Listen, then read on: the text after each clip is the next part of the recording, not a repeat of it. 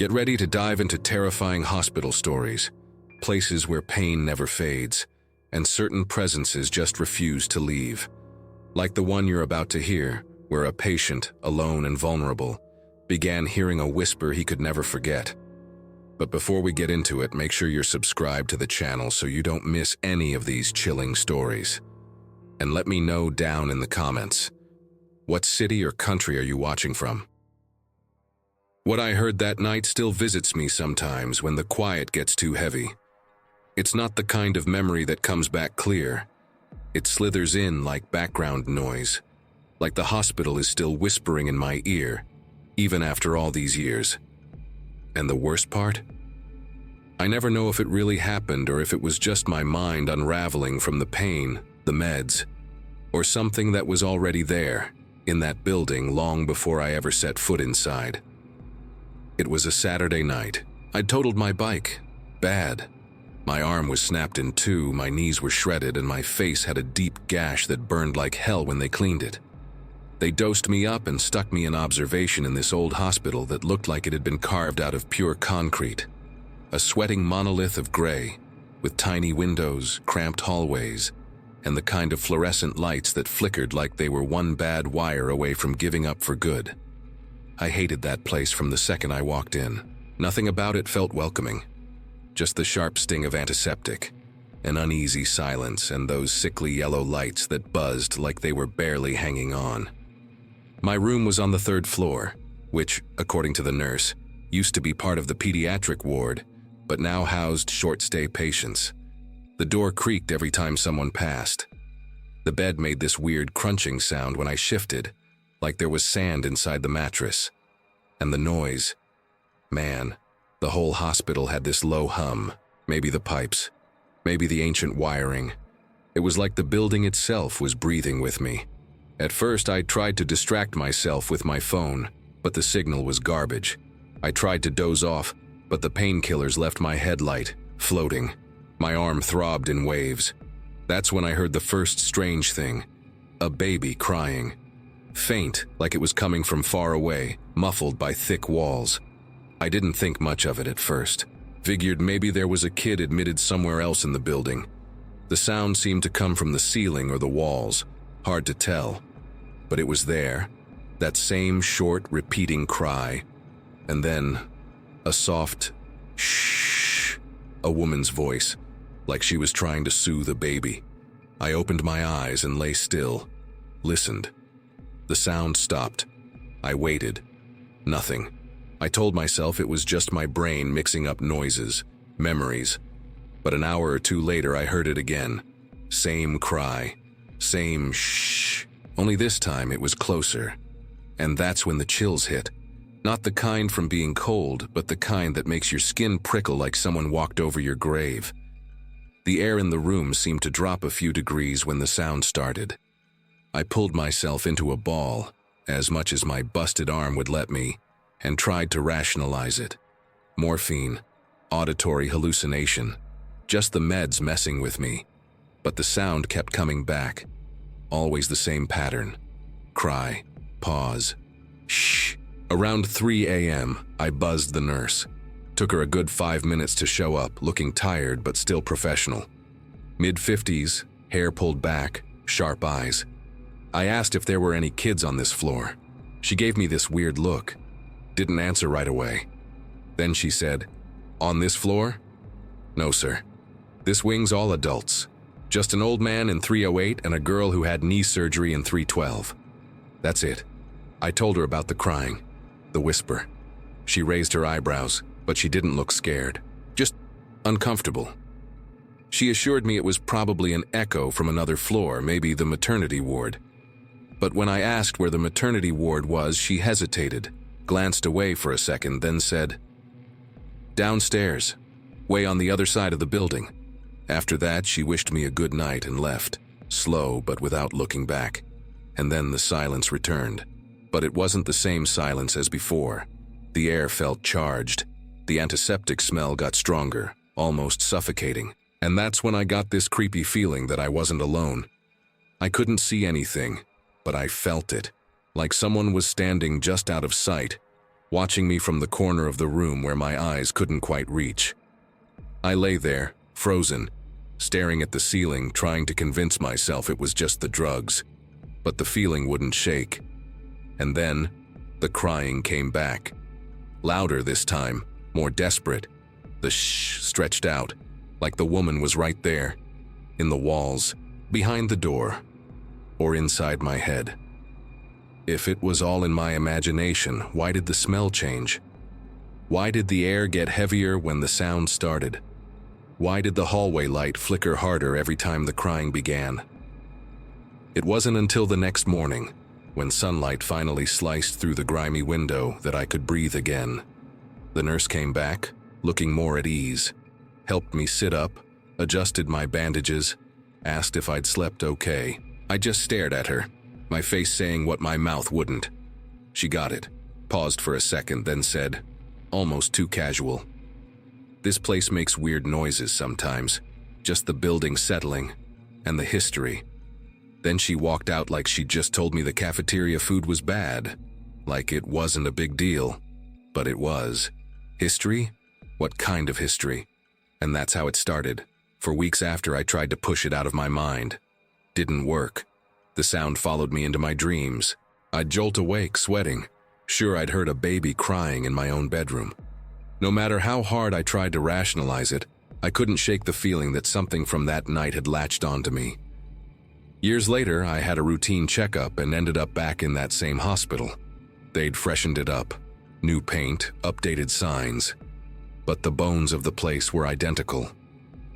The second I stepped into the lobby, the smell hit me. That same sharp antiseptic mixed with the damp rot hiding in the cracks. Stomach twisted. I told myself it was different now, that there was nothing to fear. But every step down those hallways felt like eyes on my back. While I waited in the exam room, I struck up a conversation with a younger receptionist, asked if they still use the third floor. She frowned like she hadn't expected the question. "No, that wing's been closed off." "Why?" I pressed. She shrugged, uncomfortable. "Structural issues, but people say..." She cut herself off like she'd already said too much, then quickly asked for my insurance card. That "people say" stuck with me the rest of the day. When I left, I looked up at the window of the floor where I'd stayed. It was boarded up, but for a split second I swear I saw a shadow move behind the wood. Not just any shadow.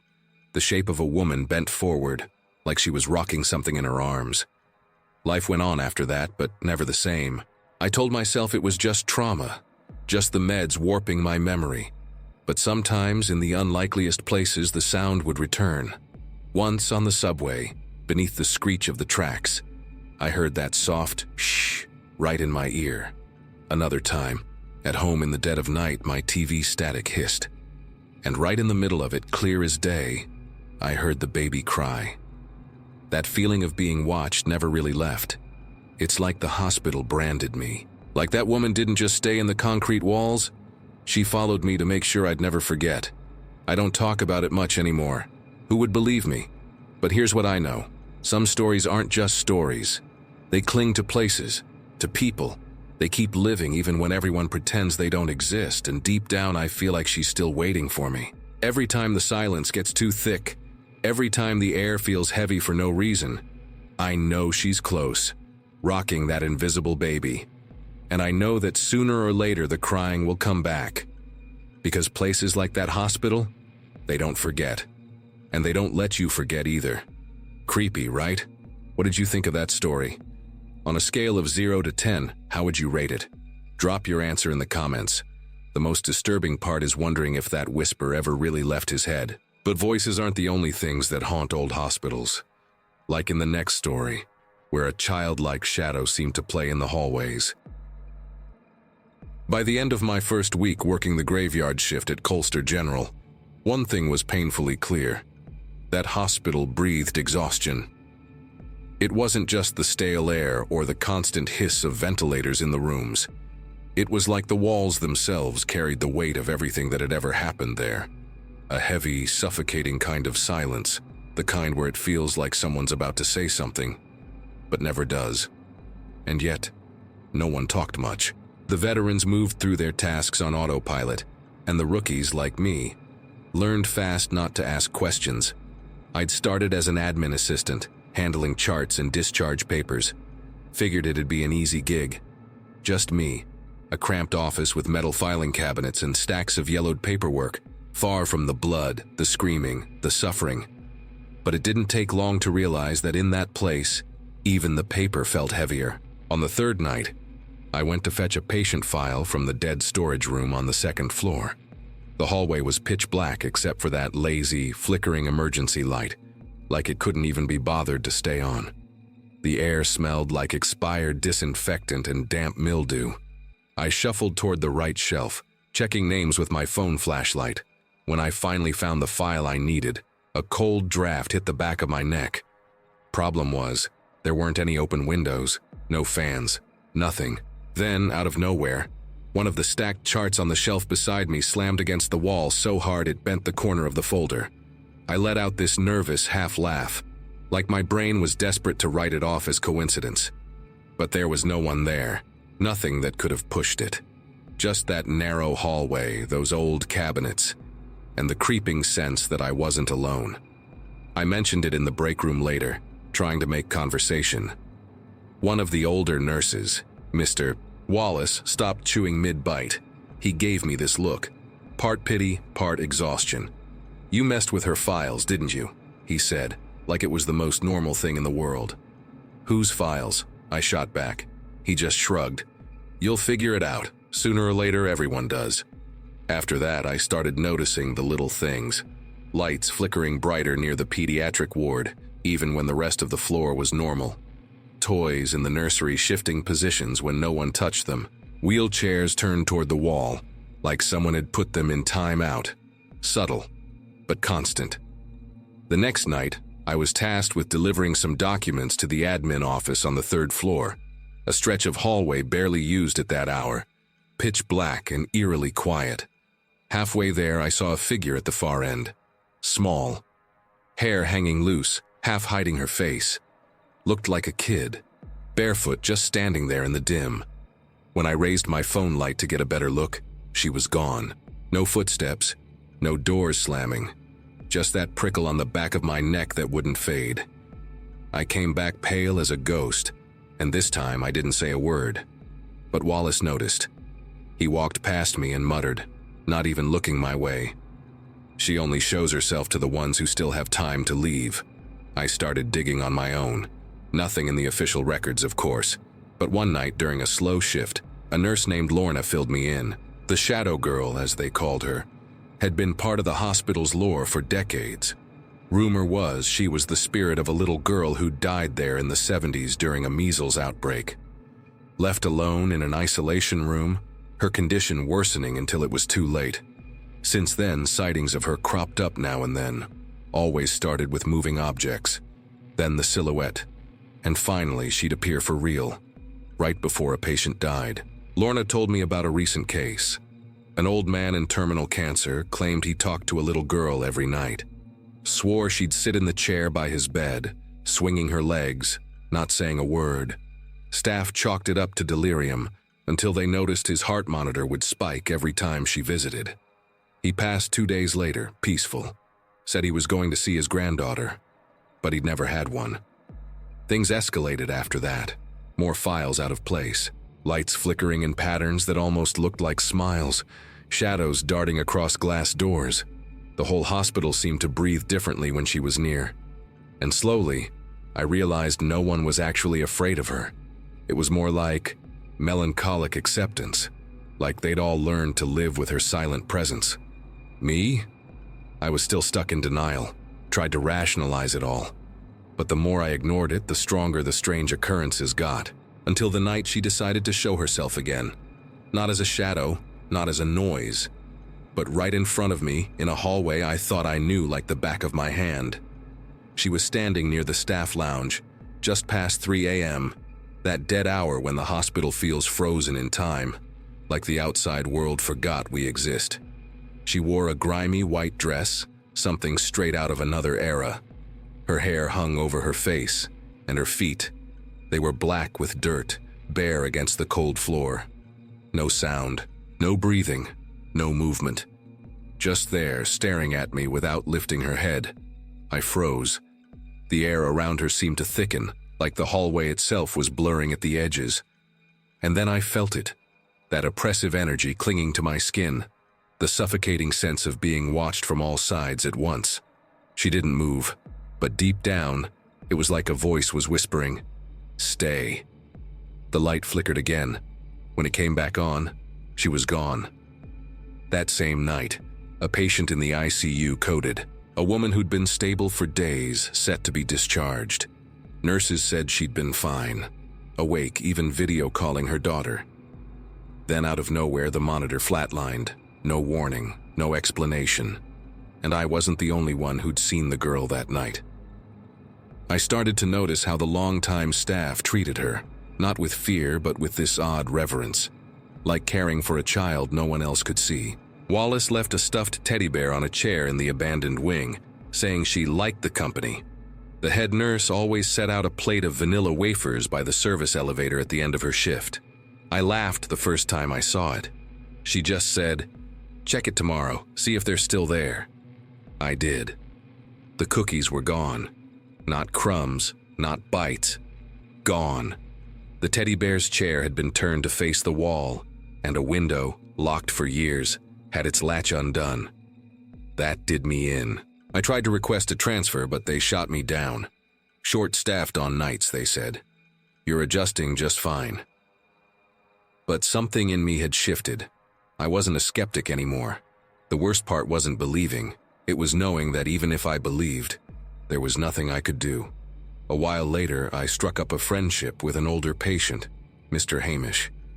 He was in for heart failure, but sharp as a tack. Always up for a chat, even laughed at my terrible jokes.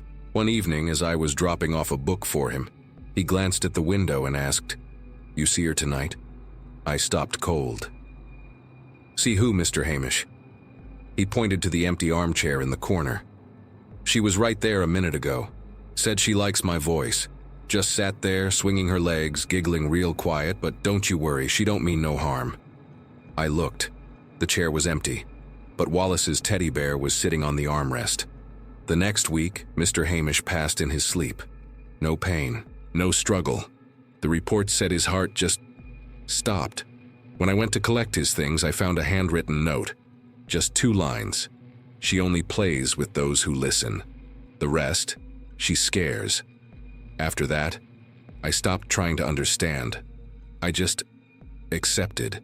Life at the hospital went on. Now and then, a new hire would show up wide-eyed with some story, a shadow in the mirror, a whisper in the dark, and the old-timers would just nod. "That's the shadow girl," they'd say. "Always her."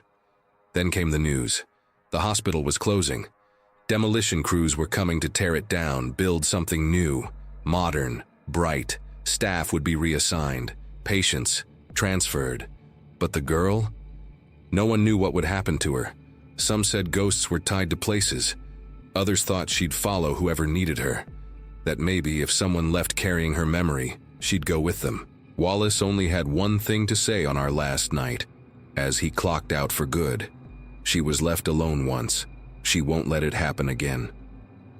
That final night, before locking my office door one last time, I left her file on the desk. An old yellowed record with a faded name and a death date scrawled in red ink. On top of it, I placed the teddy bear and a vanilla wafer. As I walked out, I could have sworn I heard a whisper from the dark. "Thank you." Weird, huh? Strange to think that such a lonely spirit could leave such a mark on so many staff members. But not every presence hides in the dark. Some seem to be watching closely all the time, like the mysterious man in the hat that everyone swears they've seen in the story you'll hear next. There was this old digital clock hanging in the break room. Every time the seconds ticked over, it made this little click, like time itself was being forced forward. Nobody else seemed to notice, but it got under my skin. Especially during those dead-of-night shifts when everything felt too still. I'd been working the night shift at the rehab clinic since January. Not my dream job, but it was easy. Or at least that's what I thought before I started noticing things that didn't add up. The clinic was in an old building, the kind that had been slapped with a fresh coat of paint and called renovated. But inside, you could still see the bones of the place. The wide doors, the original hardwood floors hidden under vinyl, the hallways that curved for no good reason. One of the older nurses mentioned it had been a nursery back in the 60s. After that, it sat empty for a while. Nobody could say for sure what it was used for in between. They just said, the building was forgotten for a stretch. The first time I saw him, I figured I was just exhausted. It was around 2:30 a.m., and I'd just finished rounds in Wing C. I was walking back down the empty hallway when I got that creepy, crawly feeling. You know, the kind that starts at the base of your spine and works its way up wrong. I glanced at the glass door and caught a shadow in the reflection, but when I turned, there was nothing, just the lingering sense that someone had been standing in the corner, watching. And the worst part? I was sure he was wearing a wide-brimmed hat, the old-fashioned kind, the kind that didn't fit the place, or any of the people who worked there. I didn't say a word to anyone, figured it was just my brain playing tricks after too many double shifts, fluorescent lights, and bad coffee. But then it kept happening. Every time I walked that hallway alone, I'd hear footsteps behind me. Not normal footsteps. These had a weird rhythm, almost dragging, like the floor was being tested with each step. When I stopped, the sound stopped. When I turned, nothing. And yet, I knew something was there. One night, I got called to Wing B because a patient was having a breakdown. When I got there, she was huddled in the corner of her bed, shaking. She told me she'd seen someone standing in her doorway. He didn't move, just stood there staring. He was wearing a hat, a weird hat. That hit me like a punch to the gut. She couldn't have known. I'd never told anyone, not even the psychologist who did our weekly check-ins. Things got worse when I started asking around. Casually, you know. Just, hey, ever notice anything off about this place at night? The answers were always the same. Sometimes it feels like someone's walking around, even when the place is empty. One of the nursing aides, Carlos, told me he'd once left the supply closet door open by accident. When he came back, the light was on, and the boxes had been rifled through, like someone had been searching for something. He assumed it was a patient, but when they checked the cameras, there was nothing, not a soul. Then he added almost too casually, "Dude, one night I saw this guy standing near the front desk, tall, skinny, facing away, wearing a hat. When I called out to him, he just vanished." The way he said it, no drama, like it was no big deal. That scared me more than the story itself. It was like this presence was normal, part of the routine, even if it made no sense. I started digging on my own, tried to uncover the building's past, found some old files at City Hall. Nothing major, just construction records, name changes, the usual. But buried in there was a 1974 blueprint labeling the place as St. Jerome's Children's Shelter, not just a nursery, a home for abandoned kids, and scrawled in the margin of one page in faded handwriting, condemned following anonymous reports of abuse. No news articles, no follow-up, just erased. After I found that, the clinic's vibe shifted, like the bad energy hiding in the walls had started seeping out. Patients slept poorly. Some had night terrors with no medical explanation. One of them, Mr. Hayes, an older guy, grabbed my arm one night, eyes wide, and whispered, "He's back, always in that corner, watching." He pointed to an empty stretch of the room, or almost empty. The air there felt thicker, harder to breathe. The pattern became clear. The Hat Man, that's what I started calling him, wasn't a one-time hallucination. He was a fixture, a lingering presence that revealed itself just enough to keep you off balance, always in your peripheral vision, never head-on, like he knew exactly how much to show to stay in control. I felt tested, watched, and worse. I got the sense he was waiting for something. I didn't know what, but that presence, it had weight, an expectation hanging in the air, not violent but not neutral either. Then one night, the motion sensors in Wing D went off. Those things weren't prone to false alarms. When I got there, the rooms were empty, but the communal bathroom door was cracked open. I pushed it slowly, and in the fogged-up mirror I saw him, tall, still that damn hat casting a shadow over his face. When I spun around, the bathroom was empty, but the smell, old wood, damp fabric, something stored away for decades, lingered for minutes. I talked to the clinic coordinator, expected her to laugh or call me crazy. Instead, she just said, "Some people see him. Others just feel him. It's part of the place." Then she went back to her paperwork, like she'd just mentioned a leaky faucet. After that, I started hearing older stories. Staff who'd transferred out without explanation. Patients who slept fine at home but had nightmares here. A janitor who swore he heard children crying from the basement, even after they'd confirmed there was nothing down there but pipes and dust. And a therapist who quit 3 days after seeing a man's silhouette standing behind her patient during a session. A man who wasn't actually in the room. Over time, I learned to live with it, but I never got used to it. Never stopped feeling the weight of that presence. Every time the break room clock made that annoying click, I knew he was near, watching, waiting.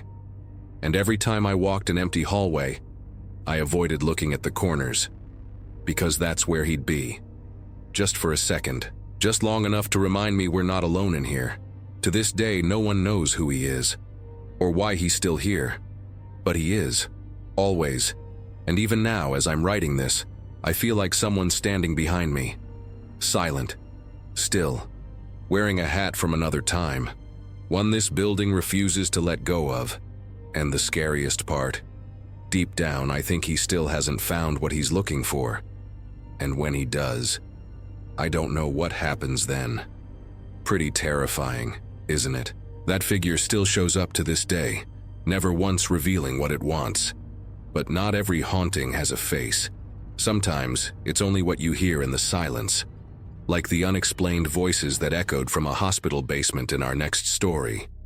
But before we continue, if you've made it this far, that means you're enjoying these stories. So hit that like button to let YouTube know you want more content like this, and you'll never miss another horror story again. The elevator button lit up on its own. I was leaning against the hallway wall, scrolling on my phone, just waiting for visiting hours to end, when the red light flashed next to the basement number. No one pressed it. No one got off, and no one came out. That would have been weird enough in any situation, but in that wing of the hospital, everything felt off. I'd been stuck there all week because of my mom. She was in the ICU. At first, I only stayed until visiting hours ended, but when she took a turn for the worse, I started crashing at the hospital. And since the rooms filled up fast, they stuck me in this cramped waiting area near the basement. The air was thick, smelled like mildew, and the fluorescent lights flickered like they were on their last legs. The first night was fine, quiet, barely anyone around. I grabbed a blanket, slumped into a chair, and tried to sleep. The real fun started the second night. I was heading to the vending machine at the end of the hall when I heard a noise from the elevator. Figured it was maintenance, or maybe a nurse on rounds. But when I got closer, the doors opened, and there was nothing. Just the empty car, the dull hum of the fan inside. I stood there for a few seconds, waiting for something to happen. No one showed. I stepped inside, more on instinct than anything. Just wanted to hit the lobby button and bail, but this creepy feeling locked me in place, like someone was standing right behind me, breathing slow, their warm breath brushing the back of my neck. Goosebumps exploded down my arms. The mirror at the back showed my reflection, but it looked wrong, like the edges of my body were shaking, just slightly. The doors closed.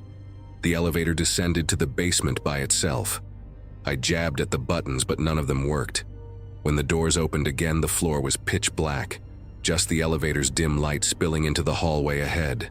I took 2 steps out and heard voices, low, whispering. A conversation, 2, maybe 3 people talking fast. But I couldn't make out a single word. The sound came from the far end, near the old equipment room. I moved forward slowly, half convinced I was imagining it. The closer I got, the farther the voices seemed to drift. until they vanished completely. I bolted back to the elevator and rode up. The next day I tried to push it out of my mind. My head was already packed with worry over my mom. But that night when I went for another coffee, the feeling hit me harder. Footsteps behind me. I sped up. They sped up. When I stopped, they stopped.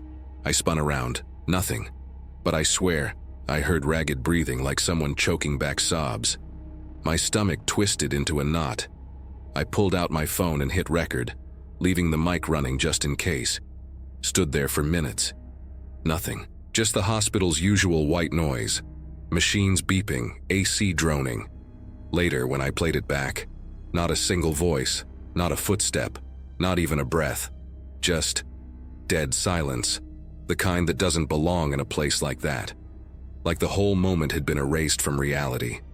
On the third night, I tried talking to one of the nurses, an older woman with deep-set eyes and this too calm way about her. I told her about the elevator, the voices, the feeling of not being alone. She stared at me for a beat, then gave me this half smile. All she said was, "Happens sometimes, especially down there." That stopped me cold. Happens sometimes. She said it like it was no big deal. I asked if others had reported it, and she looked away. Said she couldn't say much, but the basement had a history. Used to be an isolation ward. Terminal patients, kept out of sight. Some died alone. Others, not so peacefully. After that, I couldn't sleep. I became obsessed. Started going down there every night, leaving my recorder running for hours. One night, I brought a flashlight and pushed past the equipment room. Rusty cabinets, old gurneys, and a wall covered in handprints. Small ones like a kid's. Some high up, some near the floor. The paint was peeling, and in the silence, the whole place seemed to breathe with me. A deep, rhythmic sound, almost alive. That was the night I heard my name. A whisper, so faint. Jake. I froze. A woman's voice, weak like it was fighting just to get out. I swung the flashlight down the hall, and for a second I saw something. A shadow. Still, watching me. I blinked, and it was gone. I booked it back, tripping over cables and abandoned boxes. When I jumped into the elevator, the doors took forever to close, like something was holding them open. I rode up gasping, heart in my throat. At the front desk, a new nurse asked if I was okay. I just nodded. How do you explain that?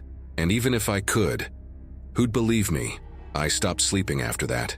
Every noise in the hospital set me on edge. A click, a creak, even the thunk of a soda dropping in the vending machine. It all sounded wrong. Like the building had a second pulse at night. Like there was more than just patients and staff walking those halls. A few days later, exhausted, a hospital tech tracked me down. He'd heard about my recordings from one of the nurses and ran them through some audio software. Showed me how at certain points the background noise flatlined. Not interference, total silence. He said it made no sense. Hospitals always have machine noise. Like for those moments, the basement just turned off. By the end of the week, my mom stabilized and got moved to a room upstairs. I didn't have to sleep near the basement anymore. But I still went down sometimes. Sat on that same bench. Waited for the elevator to light up on its own. I never heard my name again. Never saw another shadow. But the feeling that someone was watching, that stuck. Like something was still down there. Or maybe it never left. I talked to more staff later. 2 avoided the basement after dark.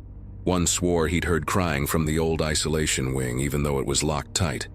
Another told me about a janitor who quit after seeing a man's reflection in the elevator mirror when no one was behind her. Now, I try to move on. But every time I step into an elevator and see that basement button, I hesitate. Not out of fear, but because part of me wants to go back, like something down there is still calling. Horrifying, right? What did you think of this one? On a scale of 0 to 10, how would you rate it? Leave your thoughts in the comments.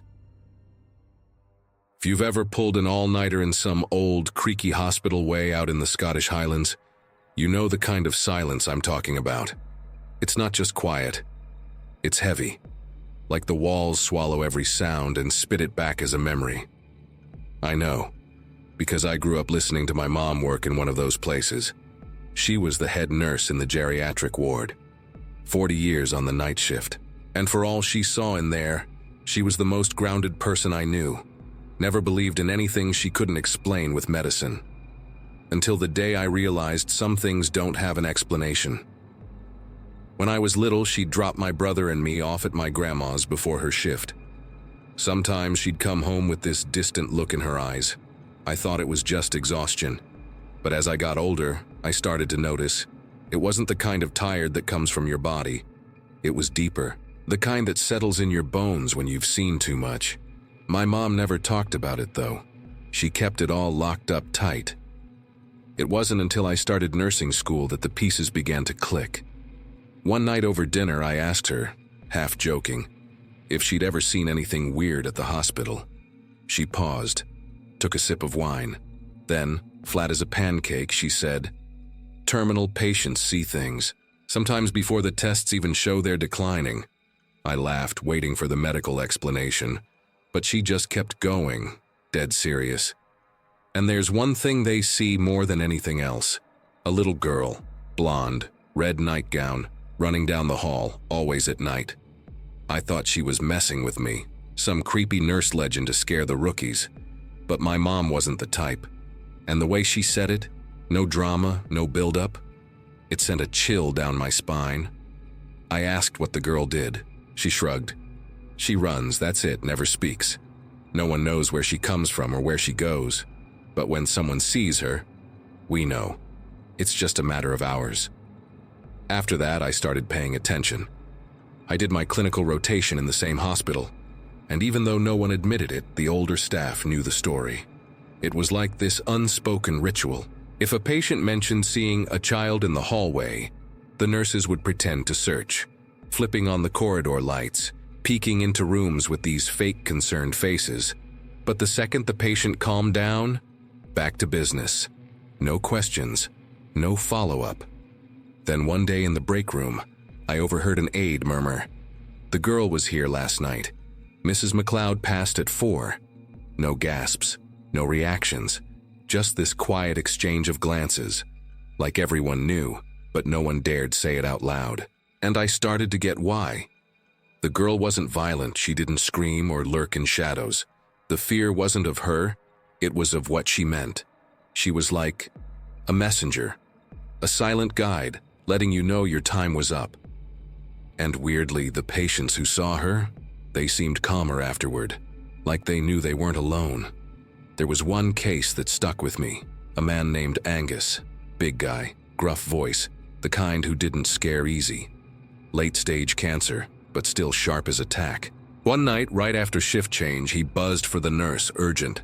When she got there, he was sitting up in bed, cold sweat on his brow. Said he'd seen a little girl running past his door. Red nightgown, real blonde hair. She looked at me, but didn't say a word. The nurse swallowed hard and said she'd check. Then she glanced at me in the corner and jerked her head toward the hall. We stepped out, pretending to search, but deep down, we already knew. Angus passed at 3:27 that same morning. No struggle. Just closed his eyes and let go. His daughter told us that hours before, he'd said he felt at peace, that he understood now. Those words hit me like a punch to the gut. I started wondering what that presence was. She wasn't some vengeful ghost or demon, but the energy she carried? Heavy. Not because of her, but because of what she stood for. The certainty that the end was near, that the next breath might be your last. It messed with you in a way that was hard to shake. Sometimes, even if you hadn't seen her, you'd feel it. The air shift, that prickle on your neck, the silence getting deeper than usual. My mom used to say you learn to sense it over time. She never saw the girl herself, but she knew when she was near. And every single time, without fail, someone died that night. Didn't matter if their vitals were stable. The girl knew first. There was one night I almost saw her. I was wrapping up a shift, nearly 4 a.m., dead quiet. I was alone in the B-wing hallway, grabbing a chart. When I turned the corner, I caught a glimpse of a small figure rounding the far end. Just a flash. The lighting was dim, but I swear it was a child. Tiny, red nightgown. I bolted after her, skidded around the corner, and nothing. No footsteps, no doors closing, nothing. I stumbled back to the nurse's station, rattled. That's when I got the news. Mrs. Monroe in room 204 had coded. No time to revive her. She just slipped away. And according to her roommate right before it happened, Mrs. Monroe had whispered, "Who's that little girl in the hall?" That's when it all clicked. That girl wasn't haunting the place. She wasn't trapped. She was a guide, like she had a job to do, sad, but necessary. You couldn't be mad at her, just this weird, aching sorrow. Maybe that's why no one talked about her, because deep down, they knew she wasn't the problem. She was the warning. After my mom retired, we finally talked about it openly. She told me the first time she heard about the girl was in 1983. A blind patient described the red nightgown and blonde hair in perfect detail. Gave the whole staff goosebumps. Dozens of stories since then, all the same. I don't work at that hospital anymore, but I've never stopped thinking about her. The girl, the silent guide. Sometimes when I close my eyes, I can still see that red nightgown at the end of a dark hallway. Running, not in a hurry, not afraid, just doing what she's meant to do. And I know someday maybe she'll come for me too. And if you've stayed with me until now, write "red robe" in the comments, just so I know who made it all the way to the last story. Don't forget to subscribe, because I'm always bringing you supernatural experiences that hit in a way no other stories do. And drop a like too. It helps keep our little circle of horror alive right here. Oh, and look, there's another video right here that keeps the same creepy vibe. Click it and let's head into another night of terrifying stories together.